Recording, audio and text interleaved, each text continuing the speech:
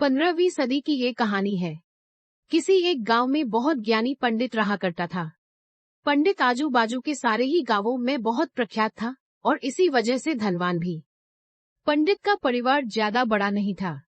पंडित अपनी पत्नी के साथ अपने बहुत बड़े घर में अकेला रहता था, क्योंकि पंडित को कोई बेटा था नहीं और एक बेटी थी जिसका विवाह पास के गांव वाले एक श्रीमंत लड़के से हो चुका था।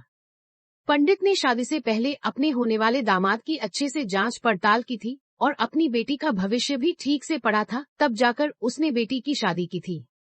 लेकिन चंद सालों में ही पंडित का दामाद बुरी आदतों के चंगुल में फंस गया। जुआ और शराब की बुरी लत ने उन्हें सड़क पर लाकर रख दिया था। अपने बेटी की ऐसी दुर्दशा देखकर पंडित की पत्नी काफी दुखी होती थी और अक्सर पंडित को कहा करती थी, तुम जाकर उनकी मदद कराओ। पंडित हमेशा अपनी बीवी को ये कहकर उनकी मदद करने के लिए मना कर देता था कि अभी कुछ समय तक उनका बुरा वक्त चलना है। हम चाहे कितनी ही कोशिश कर ले, जो उनके नसीब में नहीं है वो उन्हें नहीं मिल पाएगा। पंडित की ऐसी बातों से उसकी पत्नी काफी दुखी हो जाया करती थी और मन ही मन सोचती थी कि कैसा स्वार्थी पिता है, अपनी बेटी को इतने कष्टों में देखकर भी उसकी मदद करने के लिए मना करता है। आखिर भगवान ने जो इतना सारा धन धान्य दिया है उसका क्या करेंगे। हमें कोई और औलाद भी तो है नहीं, ले देकर एक यही बेटी है और उसके लिए भी कुछ नहीं करेंगे तो किसके लिए करेंगे। पंडित ऐसा नहीं सोचता था।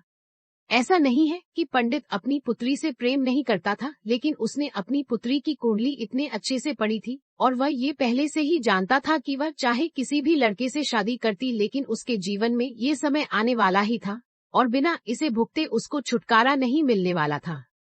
एक दिन खाने पीने के लिए भी मोहताज हो चुके पंडित के बेटी और दामाद उसके घर पर आए। पंडित ने और उसकी बीवी ने दोनों का खूब आदर सत्कार किया और खूब अच्छा खाना खिलाया।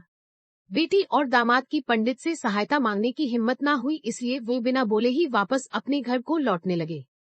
लेकिन माँ तो माँ होती है, पंडिताइन से रहा नहीं गया और बिना पंडित की इजाजत के उसने चोरी छुपे बूंदी के लड्डू बनाकर उसमें सोने के सिक्के रख दिए और बेटी और दामाद को दे दिए, ताकि बेटी और दामाद की कुछ आर्थिक सहायता हो सके। पंडिताइन ये भी जान गई थी कि बेटी और दामाद शर्म के मारे उनसे मदद नहीं मांग रहे थे, इसलिए उसने बेटी और दामाद को भी लड्डुओं में छिपे सिक्कों के बारे में कुछ नहीं बताया। जाहिर सी बात है कि जब वो लोग घर पर जाकर लड्डू खाएंगे तो उन्हें उसमें सोने के सिक्के मिल जाएंगे, इस तरह बिना उनके मांगे ही उन तक मदद पहुंच जाएगी। सोचकर पंडिताइन मन ही मन अपने बेटी की मदद करने के लिए खुश होने लगी। पंडित के दामाद और बेटी उन दोनों का आशीर्वाद लेकर अपने घर की तरफ रवाना हो गए।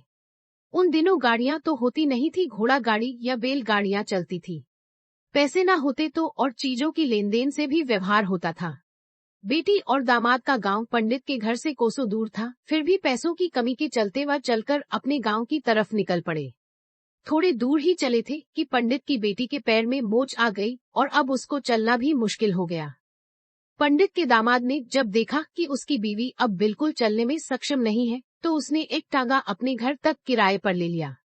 दोनों पति पत्नी टांगे में बैठकर घर तक पहुंच गए, लेकिन टांगे वाले को देने के लिए उनके पास पैसे थे नहीं, इसलिए पंडिताइन ने जो बूंदी के लड्डू उन्हें दिए थे वही किराए के तौर पर उस टांगे वाले को दे दिए। टांगे वाला बूंदी के लड्डू को लेकर वहां से चला गया।